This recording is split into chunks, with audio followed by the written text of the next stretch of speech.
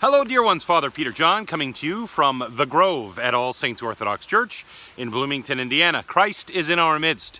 Continuing today to talk about the Dendrites, the tree dwellers, the tree-dwelling saints of the Orthodox Church.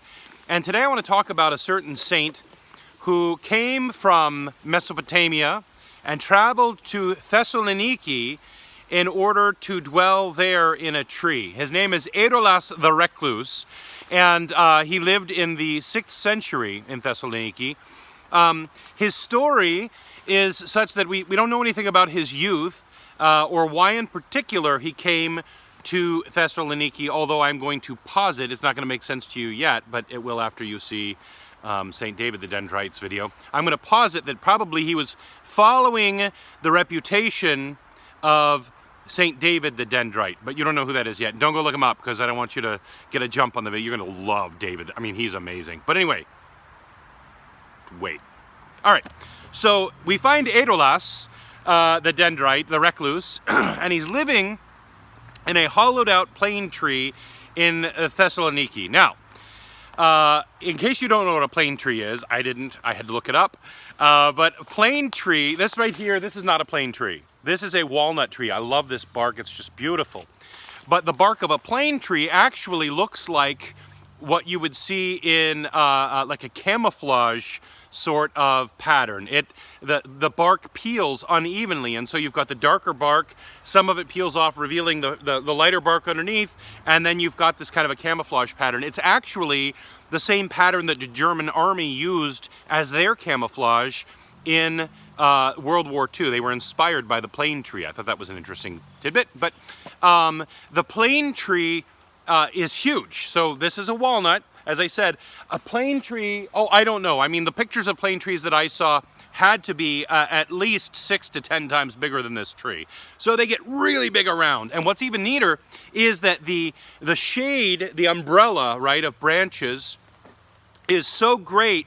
It creates this wonderful spot, this wonderful protection from the sun, and that is the place in Greece where both Plato and Aristotle would hold their philosophical classes and discussions beneath the shade of the great plane trees. Just kind of neat. Anyway, so we find Adolas, the recluse, living inside this hollowed out plane tree. We don't know how big it was, but again, the plane trees get pretty big.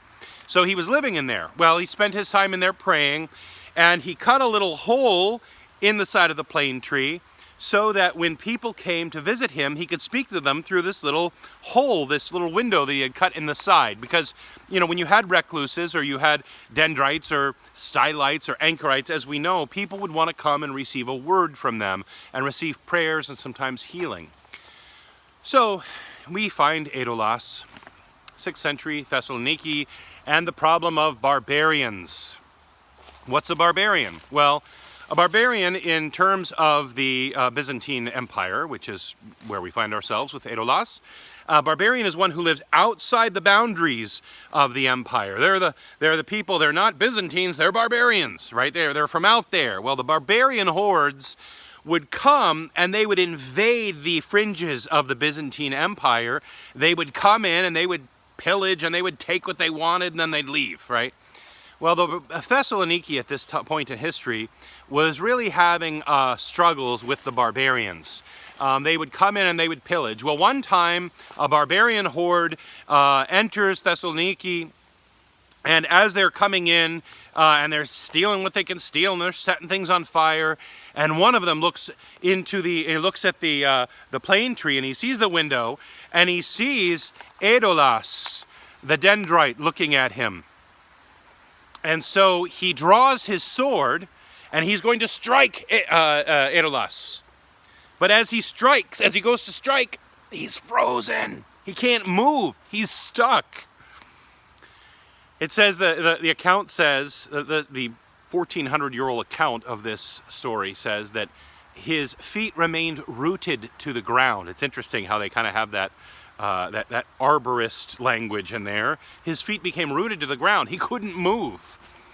Well, the other barbarians were coming by and they find their comrade there, and he can't move, and he's shocked. And they're all shocked. And they look at the tree and they see Adolas up there. And so they realize it's because this guy tried to mess with that guy that he's having this trouble. So they implored him. They said, please, man in the tree, please release him. And so Adolas said a prayer, asked the Lord to release this barbarian from his rootedness.